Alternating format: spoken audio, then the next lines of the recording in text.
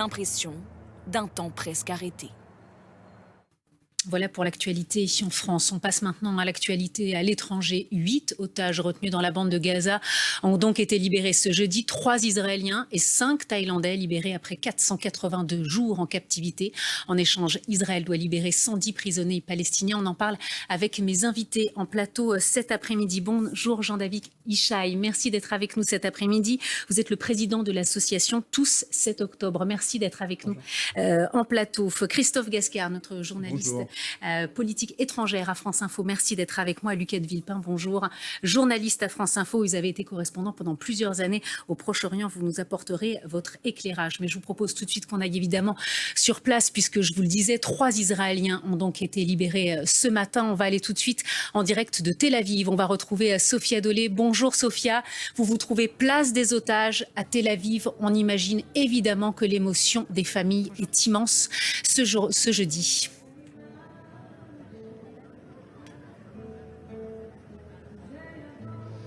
Oui, c'est exact. Et puis ce matin, je peux vous dire que cette place a vécu littéralement au rythme des libérations de ces 3 otages israéliens. Il y avait ici un écran géant sur lequel étaient diffusées en direct les images de ces libérations. Et dès lors que le visage d'Agam Berger ou encore d'Armel Yehoud ou encore de Gadi Moses apparaissait sur les écrans, on entendait immédiatement des cris de joie, des applaudissements. Et puis ce qu'il faut savoir ici, c'est qu'on a aussi parlé avec des pères de famille qui sont dans l'attente, par exemple, de revoir leur fils sortir des mains du Hamas, et on leur posait la question: est-ce que c'est un sentiment de joie aujourd'hui ou est-ce que c'est plutôt la crainte qui prédomine, puisque eux sont encore dans l'attente. Et ils disaient que de toute façon, ce qui se passe aujourd'hui, ça procure un sentiment de joie, qu'ils espèrent évidemment que leurs proches, en l'occurrence leur fils, rentreront rapidement à la maison. Et c'est un sentiment qui prédomine ici en Israël, évidemment. C'est que de toute façon, il faut impérativement que tous les otages rapidement rentrent à la maison ici en Israël. Et donc, malgré la crainte pour les familles qui sont toujours dans l'attente, c'est un sentiment de joie ici qui prédomine. Merci beaucoup Sophia Dolé en direct de Tel Aviv. Merci à vous Jean-David Ishaï. Comment vous vivez cette journée? On vient de voir avec Sophia évidemment un immense soulagement et en même temps toujours cette peur, cette inquiétude pour ceux qui sont toujours détenus par le Hamas à Gaza. C'est ça, tout à fait. Avant de répondre à votre question, je vais quand même en préambule profiter d'être sur cette antenne pour redire qu'il ne peut pas y avoir de parallèle, comme ça a pu être fait par certains médias et par certains élus, entre les otages israéliens et les prisonniers palestiniens. Les prisonniers palestiniens qui sont libérés aujourd'hui, qui vont être libérés, comme tous ceux qui vont être libérés dans le cadre de cet accord, ont été condamnés par un état de droit pour des faits de terrorisme, pour des actes graves, pour des attentats, la préparation d'attentats pour un certain nombre d'entre eux. Et dans les prisons israéliennes, ils ont eu des droits, ils ont eu le droit de se soigner, ils ont eu le droit de recevoir des appels, d'étudier, de passer des diplômes et de recevoir leurs avocats. Les otages israéliens, en revanche, ça fait 482 jours, vous l'avez dit, qu'ils sont retenus par le Hamas ou par le djihad islamique. Ils n'ont eu la visite d'aucune ONG, de personne. On n'a pas eu de nouvelles, on ne savait pas s'ils étaient en vie ou s'ils étaient morts. On a eu des listes du Hamas. On a eu des annonces trompeuses du Hamas annonçant que des otages étaient tués alors qu'ils ont fini par sortir aujourd'hui. Donc cette mise en parallèle ne peut absolument pas être faite, ni par des médias ni par des élus, notamment de la France insoumise, qui nous ont répété encore hier qu'on pouvait appeler les prisonniers palestiniens des otages palestiniens. Cela étant dit... Et juste... Puisque vous en parlez, j'en profite pour revenir sur ce qui s'est passé ce week-end sur notre antenne. Évidemment, nous avons présenté nos excuses. Évidemment, c'était une erreur très fâcheuse. Évidemment, nous l'avons regretté, nous nous sommes excusés et ça ne reflète en rien la ligne éditoriale de notre chaîne. Je tenais à le préciser, vu que vous en parlez. Merci. Et donc, si on peut en revenir à ce que vous ressentez aujourd'hui sur l'actualité du jour. C'est effectivement un sentiment mêlé. Il y a effectivement la joie extrême de revoir ces otages. Pour certains, on ne s'y attendait pas. Clairement, les otages thaïlandais, il y a eu un accord il y a un an où 10 otages thaïlandais ont été libérés. Moi, personnellement, et comme un grand nombre d'entre nous, on pensait que tous les otages thaïlandais restants étaient morts, sinon ils auraient été libérés dans le cadre de l'accord précédent, parce qu'on ne connaît pas vraiment les détails de cet accord qui a été passé directement entre la Thaïlande et le Hamas. Donc voilà, on ne pensait pas les revoir, c'est une joie énorme de les retrouver, mais c'est aussi des images terribles qu'on a vues ce matin, de mise en scène de ces libérations, avec des scènes de lynchage quasiment, un papy de 80 ans qui est libéré au milieu d'une foule haineuse qui est prête à le taper. Donc je pense que c'est des images qui vont marquer la société israélienne, qui vont peut-être créer un nouveau traumatisme, en tout cas qui vont pas n'appellent pas à un sentiment de paix, enfin qui n'ont pas apaisé les Israéliens très certainement, malgré ces libérations. Alors je vous propose qu'on écoute un des Israéliens qui était interviewé ce matin par notre journaliste sur place, Sophia Dolé. Écoutez. C'est les montagnes russes. À la fois, je suis très heureux pour les familles d'otages. Avec ces familles, ça fait 482 jours que nous nous soutenons. Nous sommes donc une grande famille. D'un côté, quand un otage revient, ça me réjouit de façon extraordinaire. Mais de l'autre, j'ai aussi de la peine. Je suis entre guillemets jaloux quand un des otages revient, car j'attends toujours mon fils. Christophe Gascar, est-ce qu'on peut revenir peut-être sur les profils des 3 otages israéliens qui ont été libérés ce matin? Il y avait 2 femmes et un homme. Est-ce qu'on peut resituer leur parcours? Alors, concernant la première, la soldate Agam Berger, elle est seulement âgée d'une vingtaine d'années. Elle fait partie de cette phase de libération et il y en a déjà eu ce week-end concernant ce qu'on appelle des guetteuses. Elles étaient donc à la frontière de la bande de Gaza dans un PC sécurité et c'est là où elles ont été capturées le 7 octobre. Certaines ont été tuées ce jour-là, d'autres probablement violées. On le saura d'ailleurs parce qu'il va y avoir des analyses psychologiques notamment et elles sont très bien encadrées. Parmi les autres femmes libérées, Arbel Yehoud, c'est une civile de 29 ans dont on avait un doute notamment sur savoir si elle était en vie ou non parce que c'est aussi tout ce qui est problématique dans cette libération d'otages, c'est l'ascenseur émotionnel. Parce qu'elle devait être libérée, il faut rappeler le contexte, son nom, enfin, on a beaucoup parlé d'elle ces derniers jours, parce qu'elle devait être libérée samedi dernier, et finalement sa libération a été retardée. Hein. Exactement, et c'est la raison pour laquelle l'État hébreu a demandé au Hamas ou au djihad islamique d'avoir une preuve de vie. La preuve de vie a eu lieu, je crois qu'elle a été découverte lundi, on avait parlé d'ailleurs sur notre antenne. Et donc fort heureusement, cette civile âgée de 29 ans et qui était donc dans le kibbutz Nir Oz a été libérée également. Et puis le dernier otage, vous en parliez tout à l'heure très justement, il s'agit de Gadi Moses, donc qui est de nationalité germanique germano-israélien, âgé de 80 ans, qui a donc été lui aussi capturé dans le kibbutz Nir Oz et qui malheureusement lui aussi a perdu sa compagne dans l'attaque du Hamas et qui l'a probablement appris aujourd'hui parce que dans les attaques du 7 octobre, plusieurs familles ont été séparées et ces otages, après 482 jours de captivité, ignorent ou ignoraient peut-être quel était le sort de leurs proches à ce moment-là. Jean-David Dichaïa, effectivement, pour les otages libérés aujourd'hui, évidemment, le soulagement, c'est une évidence, mais il y a aussi, effectivement, ils vont savoir tout ce qui s'est passé depuis 1 an et demi et peut-être, effectivement, apprendre la mort de certains de leurs proches. C'est possible, on ne sait pas. Arbel Yehoud, par exemple, a perdu son frère. Son mari, son compagnon est toujours otage, le frère de son compagnon également. Est-ce qu'elle le sait, est-ce qu'elle ne le sait pas? On ne sait pas à l'heure actuelle. On sait par contre que ça fait 15 mois qu'elle est seule. Contrairement aux observatrices dont on parlait tout à l'heure, qui semblent avoir été retenues en otage pendant toute cette période ensemble, les 5, avec Agam Berger qui a été libérée séparément, mais elles étaient retenues ensemble. Arbel Yehoud, il semblerait qu'elle ait été seule pendant toute la durée de sa détention, et donc on ne sait pas le niveau d'information qu'elle aurait ou pas. Et c'est clair que c'est un ascenseur émotionnel pour nous, pour les familles qui attendent, les familles qui reçoivent leurs proches, qui accueillent aujourd'hui leurs proches, mais ça va peut-être aussi être un ascenseur émotionnel, ou en tout cas une période psychologiquement très compliquée pour les otages qui vont revenir en Israël dans les prochains jours. Lucas de Villepin, est-ce qu'on sait, effectivement, là, Christophe le disait, il va y avoir évidemment, ils sont à l'hôpital, ils sont tous les 3 à l'hôpital, il va y avoir des examens. Est-ce qu'on sait comment ça va se passer? Est-ce qu'elles vont être ensuite entendues et quand par les services israéliens? Comment ça va se passer les prochaines heures, les prochains jours pour ces otages qui retrouvent la liberté et qui retrouvent leur famille? Déjà, il y a une phase de sas de décompression où elles vont retrouver leur famille. Là, elles ont retrouvé leur famille. Elles vont rester dans différents hôpitaux. Il y a 5 hôpitaux qui reçoivent ces otages pendant 1 semaine au moins.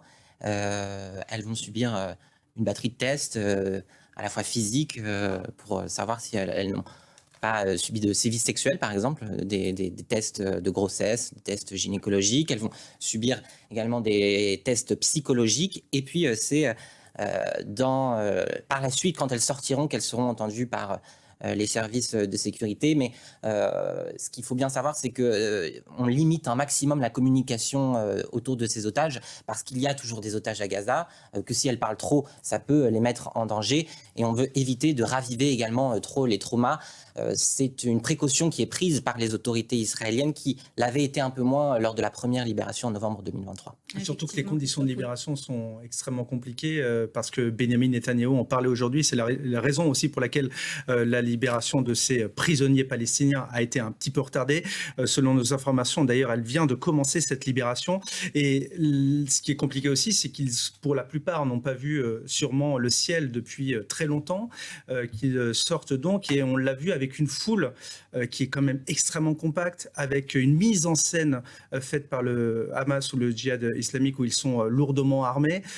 Donc psychologiquement, c'est aussi, voilà, on le voit. Ce sont les images qu'on voit ces à images, et l'antenne, vous voyez cette foule, lorsqu'on a été otage et est retenu pendant 482 jours, on peut se demander, à juste titre d'ailleurs, si ce ne sont pas les dernières minutes qu'ils vont vivre aussi, parce qu'ils ne savent pas du tout ce qui va se passer. Donc fort heureusement, ça s'est bien passé, mais un mouvement de foule peut aussi, c'est aussi la raison pour laquelle effectivement Benjamin Netanyahou a demandé aux médiateurs qu'ils s'engagent à ce que pour les prochaines libérations d'otages, ce ne soit plus les mêmes images que l'on voit ici, qui met effectivement en sécurité la vie des otages. Parce que pour qu'on revienne effectivement sur le déroulé de la journée, effectivement, ça a été, il y a eu plusieurs étapes. Les libérations ce matin avec ces images que l'on voit, là c'est je crois l'otage qui a été libéré dans le sud.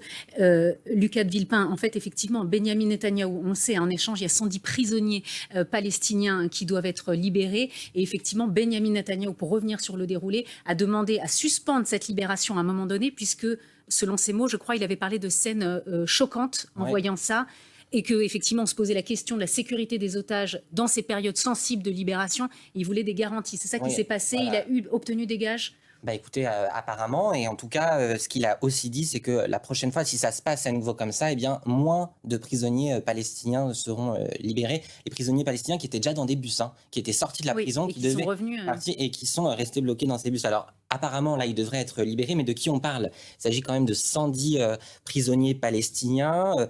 Il y en a 50 pour la soldate et 30 pour les civils. Donc... En fait, un soldat israélien coûte plus cher qu'un civil. Ce sont des prisonniers palestiniens qui, certains ont commis des attaques terroristes contre des Israéliens. Certains vont être expulsés d'Israël, envoyés vers l'Algérie, la Turquie ou la Tunisie.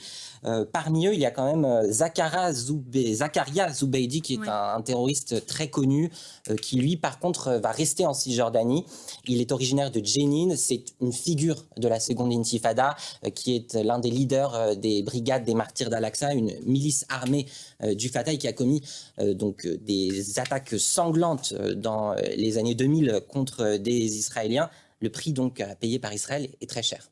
Peut-être une réaction, Jean-David Dichet, vous en parliez tout à l'heure, de ces images de la libération des otages qui sont encore une fois un soulagement pour les Israéliens et en même temps très éprouvante quand on voit la mise en scène là de ces images qu'on voit aujourd'hui, qui a eu lieu aussi le week-end dernier, mise en scène par le Hamas. Comment vous le ressentez? Comment vous vivez ça? C'est effectivement très éprouvant. Ça doit l'être d'autant plus pour les familles. Comme je le disais tout à l'heure, ça n'aide pas à l'apaisement. On est dans le cadre d'un cessez-le-feu. On pourrait imaginer une moins de mise en scène, une volonté en tout cas d'apaiser, d'aller au bout de ces 3 phases de l'accord qui aujourd'hui, on n'est qu'au début de la première finalement, donc il y a encore une longue période qui va se dérouler avant la libération éventuelle de tous les otages si on arrive au bout de ces 3 phases. Mais c'est tout l'inverse. On a l'impression que le Hamas, dans son sadisme habituel, c'est pas non plus si choquant que ça quand on les connaît, ça reste un groupe terroriste. Le Hamas joue la terreur, toujours. Veut en tout cas faire une démonstration de force avec des plans serrés, parce qu'on a aussi des images avec des plans un peu plus larges où on se rend compte qu'il n'y a pas tant de monde que ça, mais on peut imaginer la détresse effectivement d'Arbel Lioud, vous l'avez dit, 29 ans, qui se retrouve au milieu de cette foule haineuse, avec aussi la Croix-Rouge internationale qui pareil, dans le même rôle qu'elle a depuis le 7 octobre, c'est-à-dire ne sert à rien à part faire le taxi pour les otages qui sont libérés, mais qui finalement se prête au jeu, et la caution du Hamas en signant le petit papier sur son podium et en emmenant finalement uniquement les otages israéliens sur le point de rendez-vous. On peut aussi signaler le lieu de ce point de rendez-vous qui était quand même devant la maison de Yahya Sinwar, le chef du Hamas, qui a été tué en octobre par Israël. C'est donc tout un symbole. Et puis, parce qu'il faut rappeler que Yahya Sinwar est donc une des têtes pensantes des attentats terroristes du 7 octobre 2023 et qui avait été lui-même, sauf erreur de ma part, libéré en échange de Gilad Shalit il y a plus de 10 ans maintenant. En 2011, après 22 ans. Voilà. Et il avait été libéré dans le cadre d'un échange d'accords avec un otage israélien. Donc effectivement, le symbole est très fort. Vous avez raison de pointer ça parce qu'il faut comprendre que pour tous les Israéliens, qu'ils soient en dehors d'Israël ou qui regardent donc les images ou qui étaient donc sur la place des otages, lorsqu'ils voient la libération de leurs otages contre des prisonniers palestiniens qui vont retourner, vous l'avez dit, soit dans d'autres pays, c'est aussi une menace à terme. Et c'est pour ça que le choc psychologique, il est quand même assez grand parce qu'ils ont déjà vécu ça. Gilad Shalit, c'était seulement un soldat franco-israélien. Il est resté 5 ans dans les mains, effectivement, du Hamas à ce moment-là, libéré contre 1200 prisonniers à l'époque, dont Yahya Sinwar. Donc la mise en scène aujourd'hui était effectivement réfléchie aussi. Elle était faite juste à côté de cette maison-là. En expulsant des terroristes du Hamas à l'étranger, eh bien, ça représente quand même un risque pour Israël parce qu'on sait que certains leaders du Hamas ont été expulsés par Israël. Ils se sont basés au Qatar, en Turquie, et cela permet de développer le réseau de l'organisation terroriste, de récolter des fonds. Par exemple, Khaled Meshal ou Ismaël Haniyeh, ce sont des figures du Hamas. Ismaël Haniyeh a été tué au printemps par une opération de l'armée israélienne à Téhéran, mais eh bien, en libérant ces prisonniers palestiniens, en les expulsant à l'étranger, eh bien, Israël perd la main sur ces personnes, en fait. Jean-David Ishaï, effectivement, peut-être sur ces personnalités des prisonniers palestiniens qui sont libérés, comment c'est perçu en Israël par les Israéliens, à la fois, effectivement, il faut bien un échange, et en même temps, voilà, certains profils inquiètent peut-être certains Israéliens. Tous les profils inquiètent les Israéliens dans le cadre de cet accord. Il y a un compromis qui a été trouvé et qui a été très douloureux, effectivement, qui est très douloureux. Une majorité d'Israéliens soutiennent cet accord. Mais c'est vrai qu'au sein même des familles d'otages, il y a ce débat. Il y a des familles qui sont prêtes à tout, entre guillemets, pour retrouver leurs proches, et on peut tout à fait les comprendre. Il y a aussi certaines familles qui sont contre cet accord parce que, justement, pour eux, c'est une bombe à retardement, comme on a pu le voir dans le cadre de l'accord Shalit, avec des terroristes qui ont été libérés et qui ont ensuite commis des attentats. Il n'y avait pas que Yahya Sinwar, c'est le plus connu parce qu'effectivement, il a été l'architecte du 7 octobre et que c'est une monstruosité. Mais d'autres prisonniers libérés dans le cadre de l'accord Shalit ont aussi commis des attentats au couteau, à la voiture bélier, etc., suite à leur libération.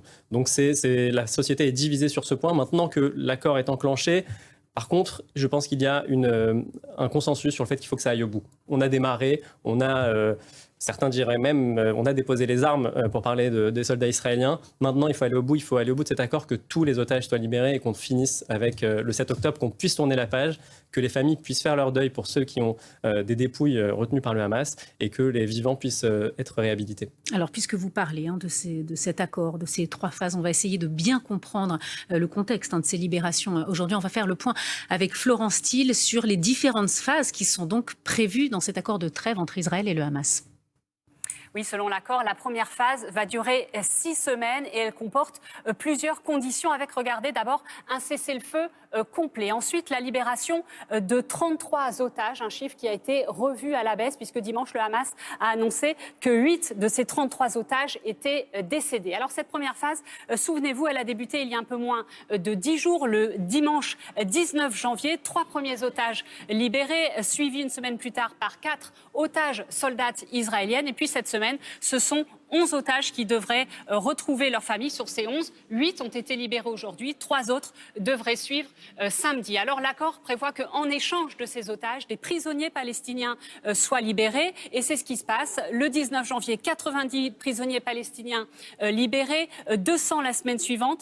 110 devraient probablement suivre cette semaine. Au total, ce sont 1900 prisonniers palestiniens qui devraient sortir de prison sur l'ensemble de ces 6 semaines. Je vous le disais, il y a d'autres conditions à cette première phase, des conditions qui sont en train d'avoir lieu, comme le retrait partiel de Tsahal des zones les plus peuplées de la bande de Gaza, et puis également une augmentation de l'aide humanitaire avec 600 camions par jour. À ce jour, ce sont 3000 camions d'aide humanitaire qui sont déjà rentrés dans la bande de Gaza. puis Florence, on le disait, 2 autres phases donc devraient suivre.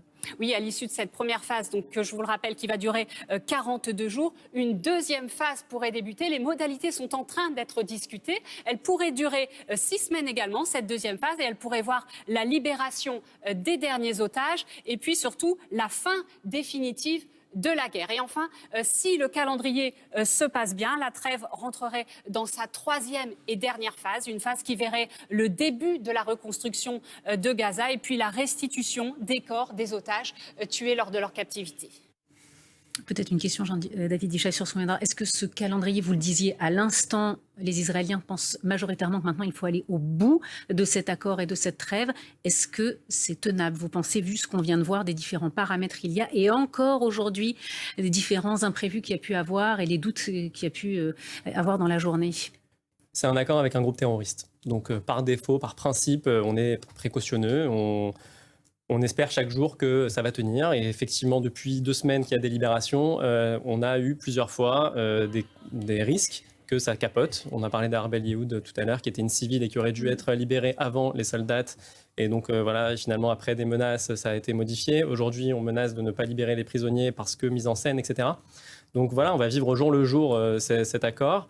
Les phases 2 et 3 doivent être négociées. C'est-à-dire qu'on sait qu'elles existent, on connaît le cadre, on va dire, mais il doit y avoir des négociations pour aller sur les détails, et le diable est dans les détails.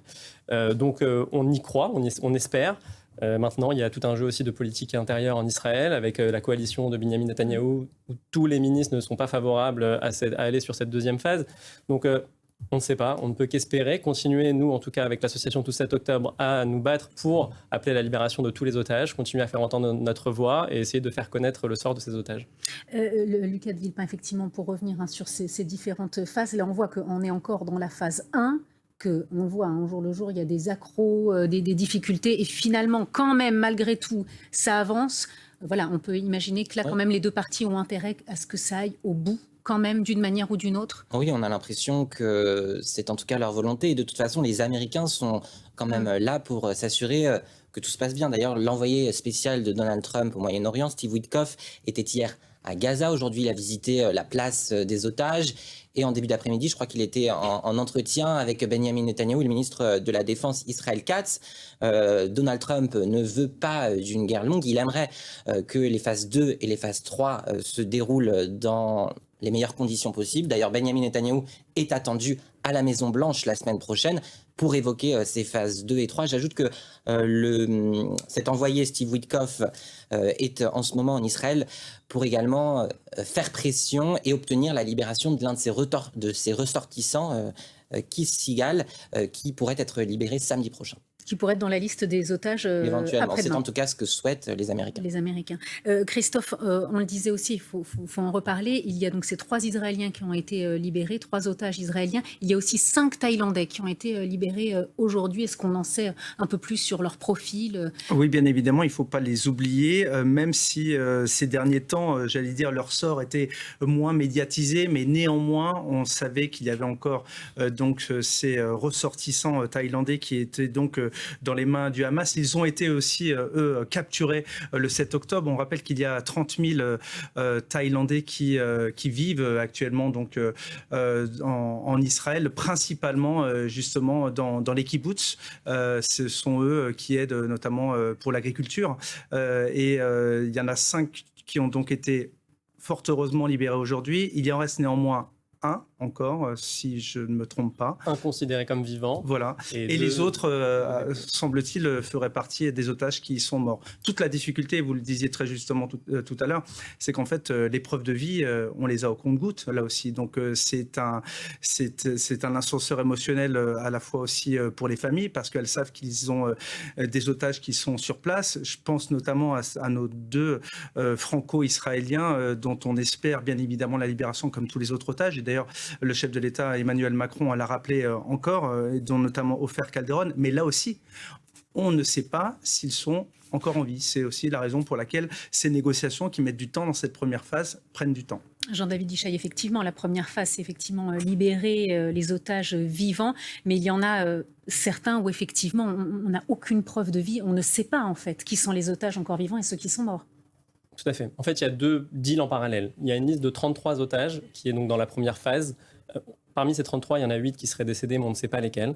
Et dans ces 33, il y a Ofer Calderon, il y a Awad Yahalomi, les franco-israéliens. Donc a priori, ils seront libérés dans cette première phase. On espère vivants, évidemment. Parce que je pense aussi aux 2 enfants Bibas qui sont extrêmement symboliques voilà, du drame qui a été l'attaque du 7 octobre. 2 enfants qui avaient, je crois, 8 mois et 4 ans au moment de l'attaque terroriste. Et qui ont aujourd'hui 2 ans. Et qui ont aujourd'hui 2 ans et 5 ans. Et donc, il n'y a pas de preuve de vie. Il n'y a pas de preuve de vie ni d'eux, ni de leur mère, ni de leur père. Il y a eu une preuve de vie de leur père, mais elle commence à dater. Ils sont sur la liste également. On ne sait pas si on les reverra vivants, malheureusement. On espère tous qu'ils seront vivants. Et il y a en parallèle donc, de cet accord avec ces 33, il y a un accord avec les otages thaïlandais. Et vous le disiez, ils ont été beaucoup moins médiatisés, mais c'était aussi une volonté du gouvernement thaïlandais de moins médiatiser en espérant justement passer sous les radars médiatiques et pouvoir faire un accord peut-être plus facilement. Finalement, on voit qu'ils sont libérés en même temps. Nous, en tout cas, on a parlé d'eux autant que des autres otages. Avec notre association, on a collé leur visage, comme les Israéliens, comme les Népalais, comme les Philippins, parce qu'il ne faut pas oublier effectivement ces travailleurs étrangers qui étaient de la main-d'œuvre dans les kibboutz, vous le disiez, de la main-d'œuvre qualifiée, avec surtout depuis que Gaza et Israël, la bande de Gaza et Israël était hermétique, on va dire, Israël faisait venir des travailleurs étrangers pour aider dans les champs. Oui, ce que dit la Turquie, ce qu'annonce la Turquie aujourd'hui, c'est qu'elle a œuvré à la libération de ces travailleurs thaïlandais. La Turquie qui n'est en règle générale pas un médiateur dans ces négociations, mais les services secrets, les renseignements turcs, c'est en tout cas ce que dit Recep Tayyip Erdogan, ont permis, grâce à une négociation avec le djihad islamique à libérer ces otages. Mais alors, est-ce qu'il y avait des prisonniers en échange de ces otages thaïlandais? Non, les prisonniers palestiniens sont en échange des Israéliens. C'est bien pour comprendre les termes de l'accord. Oui, un Israélien civil vaut 30 prisonniers palestiniens donc, et un soldat. Les otages thaïlandais les otages ne font pas partie de cette affaire. Je vous propose qu'on voit des images en direct, puisqu'on parlait de ces prisonniers palestiniens voilà, qui sont en train d'être libérés. Vous voyez ces images en direct de Cisjordanie. On le rappelle, 110 prisonniers palestiniens qui sont donc libérés par Israël. Certains étaient détenus depuis de longues années. Ils sont donc libérés en échange de ces 3 Israéliens. Peut-être on peut redire un mot, Lucas de Villepin, du profil de ces personnalités, de ces prisonniers palestiniens qui sont libérés ce jeudi. Oui, donc il y en a plusieurs dizaines, on ne sait pas exactement le nombre, mais qui sont condamnés pour des peines de prison à vie. Pour des attaques terroristes contre des Israéliens. Et parmi ces prisonniers, il y a donc Zakaria Zubeidi, qui est un Palestinien, je le disais, assez emblématique parce qu'il est originaire de la ville de Jenin, qui est un bastion de la résistance palestinienne, qui faisait partie des brigades des martyrs al-Aqsa, qui est la branche armée du Fatah et qui a commis des attaques très meurtrières pendant la seconde intifada contre des Israéliens. Vous avez également Mohamed Abou Arda qui est responsable du meurtre de 45 Israéliens. Mohamed Aboudi qui a mené une attaque à Tel Aviv en 2003 qui a tué, il me semble, 11 Israéliens. Donc des profils très difficile à libérer pour Israël. Israël qui a demandé également à ce que cette libération depuis la prison d'Ofer ne s'accompagne pas de scènes de liesse de la population. Notamment, Israël a interdit tout drapeau du Hamas en Cisjordanie pour ces libérations. Peut-être une réaction à ces images qu'on voit en direct, Jean-David Ishaï? Non, j'ai pas particulièrement de réaction. En tout cas, l'accord est appliqué. Voilà, l'accord est appliqué. C'est le prix à payer pour Israël. C'est le fruit de l'échec du 7 octobre, finalement, qu'Israël paye encore aujourd'hui. Il savait qu'à un moment, pour libérer ses otages, il fallait accepter de libérer des prisonniers. Et la crainte aussi qu'ont les Israéliens, c'est qu'après avoir libéré tous ces prisonniers, qui va rester encore en prison? Quel prisonnier emblématique il va falloir libérer pour aller sur les phases 2 et 3? Ce qu'il faut aussi souligner, c'est que parmi ces prisonniers, il y a 30 femmes et enfants de moins de 18 ans.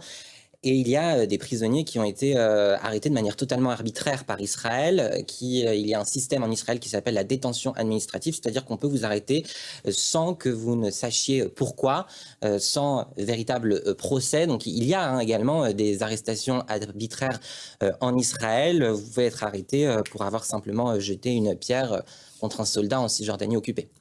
et qui donc font partie là une trentaine aujourd'hui. De ces Mais on le prisonniers rappelle, effectivement, palestiniens dans les libérés. 110 Palestiniens qui sont donc détenus par Israël et donc libérés aujourd'hui dans cet accord, il y en a quand même 32 et qui étaient condamnés à perpétuité. Ce n'est pas rien, c'est-à-dire un tiers. Comment se sont mis d'accord effectivement les différentes parties prenantes sur la liste de ces prisonniers? Je ne sais pas lequel de vous peut... Voilà, effectivement, parce qu'on voit qu'il y a des profils très différents au sein de ces... Spéculer, je pense qu'il y a des noms qui sont demandés par le Hamas qui veulent absolument voir sur les listes. Et après, il y a, pour faire le nombre finalement, on va ajouter justement des prisonniers qui ont des peines plus légères, qui ont été arrêtés depuis le 7 octobre, parce qu'il y en a aussi un certain nombre qui ont été arrêtés depuis le 7 octobre.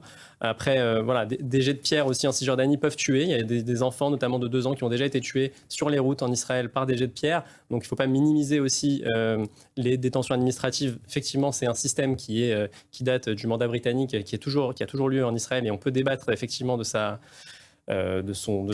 pertinence encore aujourd'hui. Clairement, le débat est ouvert, il est ouvert aussi en Israël, mais il ne faut pas minimiser. Il y a aussi des courtes peines, mais dans leur grande majorité, il y a une analyse qui a été faite, puisque Israël a publié la liste des prisonniers qui allaient être libérés dans le cadre de cette phase 1, et dans leur immense majorité, ce sont des peines longues pour des faits graves. En fait, oui, Lucas. Ces libérations, ça fait le fruit d'une âpre négociation entre Israël et le Hamas. Le Hamas donne des listes à Israël. Israël accepte ou pas. Par exemple, on sait que le Hamas aimerait beaucoup voir libérer dans les prochaines phases Marwan Barghouti, qui est un leader palestinien extrêmement célèbre, qui fait partie du Fatah, mais qui pourrait être le prochain successeur de Mahmoud Abbas. Et pour l'instant, Israël s'y refuse. Et la difficulté aussi par rapport à la négociation des otages, c'est qu'ils sont dans les mains d'un groupe terroriste armé, et on l'a vu malgré, j'allais dire, 482 jours de détention, ils ont toujours des armes sur place et en plus différentes factions. Donc c'est ça aussi la difficulté, c'est que finalement un État est en train de négocier, et c'est pour ça que ça a été aussi long et qu'il y a eu des médiateurs, le Qatar, l'Égypte, la Jordanie, parce que ce n'est pas seulement un socle monolithique dans Gaza. Et on le voit bien, il y a même des échanges d'otages. Vous voulez dire, par exemple, il y avait le Hamas, il y a le djihad islamique, il y a plusieurs Aujourd'hui, il y avait entités, deux entités différentes, même si elles ont le même but terroriste à la base, hein, mais ce sont quand même deux entités différentes. Parfois des frères ennemis, mais néanmoins, ils sont sur le même sol et ils utilisent des vies humaines comme monnaie d'échange. Donc, ils ont des méthodes peut-être différentes, mais je veux dire, il y a un côté un peu mafieux aussi là-dedans. Ils savent très bien que ces otages-là représentent une monnaie d'échange, et donc c'est aussi la raison pour laquelle c'était difficile pour les services secrets israéliens de les repérer, parce qu'avec tous ces tunnels, bien parfois, ils les localisaient à un endroit un jour J, et le lendemain, ils étaient à l'opposé. Lucas de Villepin, là justement, on parlait du Hamas, du djihad islamique qui avait donc des otages. Une fois, si cette trêve va effectivement jusqu'au bout, que peut-il se passer à Gaza ? Ça, c'est toute la question, hein, et c'est surtout le gros problème de la suite de ces négociations, car les Israéliens ne veulent absolument pas que le Hamas reste aux commandes à Gaza, mais pour l'instant, il n'y a pas grand-chose, ni personne d'autre qui puisse gérer la bande de Gaza. Les Américains aimerait que ce soit l'autorité palestinienne, seulement on sait que l'autorité palestinienne est totalement fantoche, qu'elle n'a pas les capacités de gérer la bande de Gaza. Donc il va y avoir des négociations qui vont se dérouler. En tout cas, les Israéliens ne veulent absolument pas du Hamas. Aujourd'hui, on sait que de fait, c'est le Hamas qui gère la bande de Gaza. Ça va donc être très compliqué prochainement.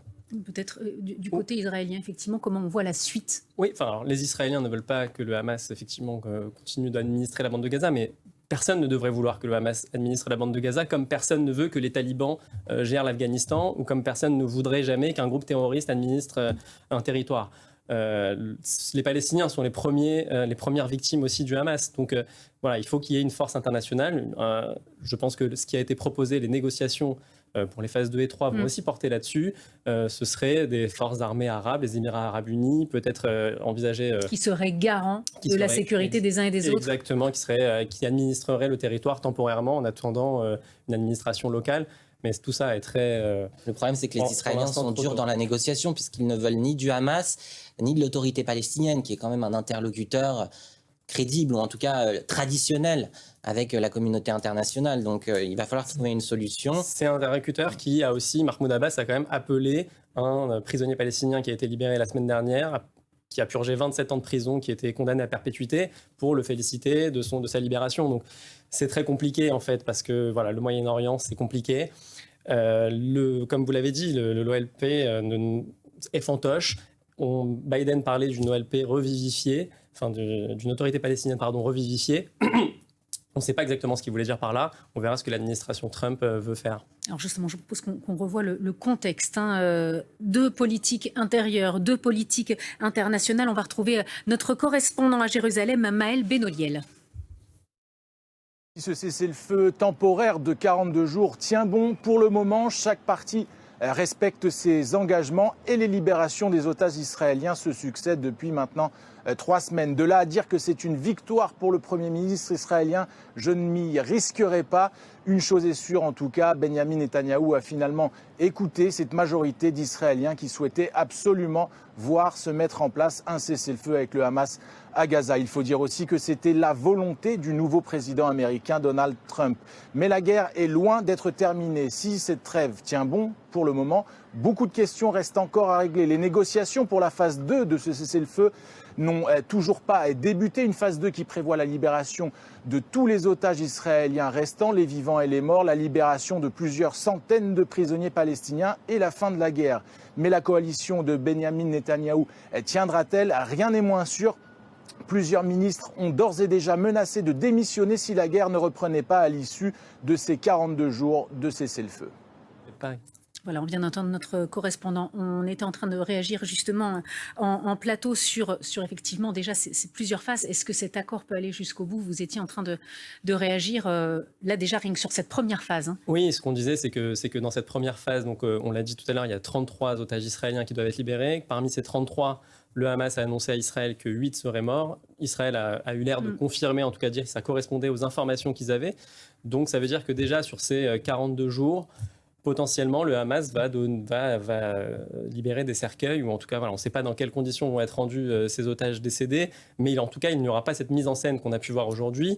En termes de communication, en termes d'image, on sait que le Hamas fait très attention pour continuer d'avoir ses soutiens, notamment en Occident, d'idiots utiles. Est-ce qu'ils vont continuer, est-ce qu'ils vont aller au bout de cet accord et livrer ces cercueils? C'est le doute qu'on a. Là, on a entendu Lucas de Villepin, Maël Benoliel parler du rôle de Donald Trump. Quel rôle jouent les États-Unis et notamment Donald Trump là depuis son arrivée, son retour au pouvoir aux États-Unis? Ils font pression pour que ce cessez-le-feu tienne. Vous savez, l'objectif de Donald Trump dans la région, c'est d'obtenir une normalisation des relations entre Israël et l'Arabie Saoudite. Il y a quelques jours, Steve Witkoff, qui est l'envoyé spécial de Donald Trump au Moyen-Orient, est passé par Riyad avant d'arriver en Israël. Donc on peut imaginer qu'il y a un plan dans la tête de l'administration américaine de faire en sorte que peut-être la guerre cesse et en échange, l'Arabie Saoudite ouvre une normalisation de ses relations avec Israël. Vous savez, Donald Trump, il fonctionne avec les deals et c'est peut-être quelque chose qui peut fonctionner. On peut aussi imaginer... Et on rappelle les accords d'Abraham. Oui. C'était lorsqu'il était au pouvoir aussi la normalisation d'Israël vis-à-vis des autres États arabes. Les Émirats arabes unis, Bahreïn ont normalisé leurs relations avec Israël en échange de ventes d'armes américaines. On peut aussi imaginer que Israël accepte une cessation des hostilités à Gaza, mais en échange obtienne une annexion totale de la Cisjordanie. Donc beaucoup de choses sont sur la table et en tout cas Israël est en position de force. Jean-David Dichaï, effectivement, sur le rôle de Donald Trump, qui est revenu au pouvoir aux États-Unis il y a quelques semaines, même pas. Quel rôle va-t-il jouer? Quel rôle peut-il jouer dans les négociations à venir? Je sais en tout cas que les familles d'otages comptent beaucoup sur lui. Depuis qu'il a été élu, avant même sa prise de fonction, on a senti qu'il allait mettre une énorme pression sur le Hamas pour arriver à ce deal.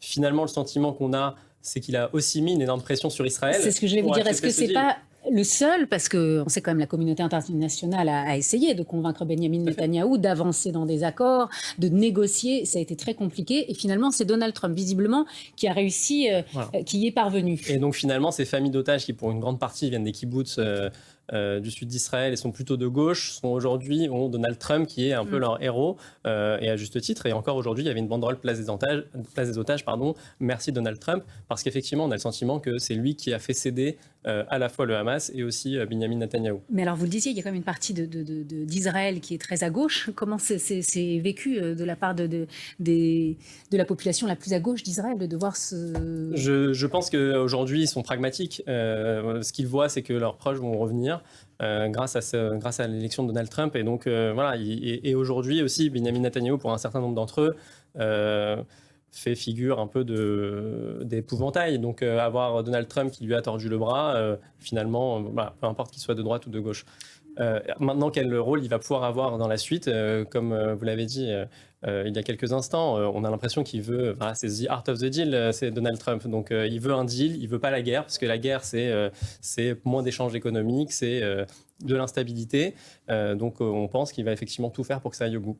Christophe Gascarrin. L'occasion aussi de rappeler la capacité de résilience du peuple israélien, notamment après le 7 octobre, et notamment de pointer le forum des familles des otages que l'on voit donc sur cette place que l'on a rebaptisé place des otages. Mais en fait, pour rappeler, pour ceux qui ne sont jamais allés à Tel Aviv, cette place, elle est surtout située face à un théâtre national qui est situé face justement au ministère de la Défense.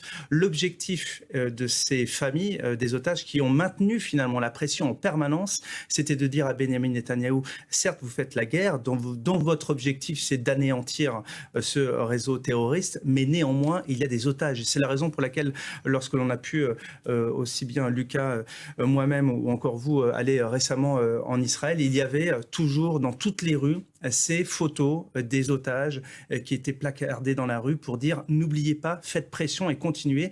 Et c'est ce qui a été difficile effectivement pour l'ancienne administration américaine, c'était de tordre le bras à Benyamin Netanyahou, mais force est de constater qu'à la veille effectivement de l'investiture de Donald Trump, ça a fonctionné. Peut-être un mot, parce que Maël Benoliel l'abordait, de la coalition de Benyamin Netanyahou en politique intérieure. Il nous reste 2 minutes. Je suis désolée, Lucas de Villepin, si vous pouvez... Oui, ce qu'on peut dire, c'est que sur une situation si compliquée... L'un de ses ministres, Itamar Ben-Gvir, a quitté le gouvernement au moment du cessez-le-feu, et un autre, Bezalel Smotrich, ministre des Finances, qui est d'extrême droite, menace de quitter cette coalition si on atteint la phase 2 de l'accord.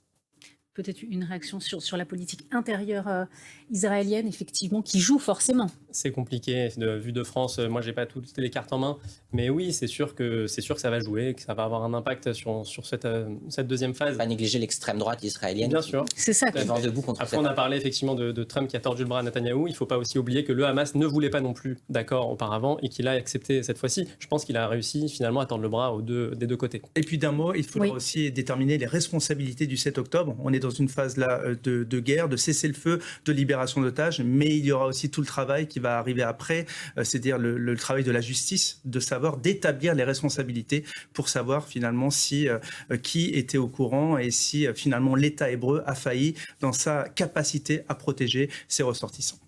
Merci beaucoup à tous les trois d'avoir été en direct avec moi. Merci Jean-David Ishaï d'avoir été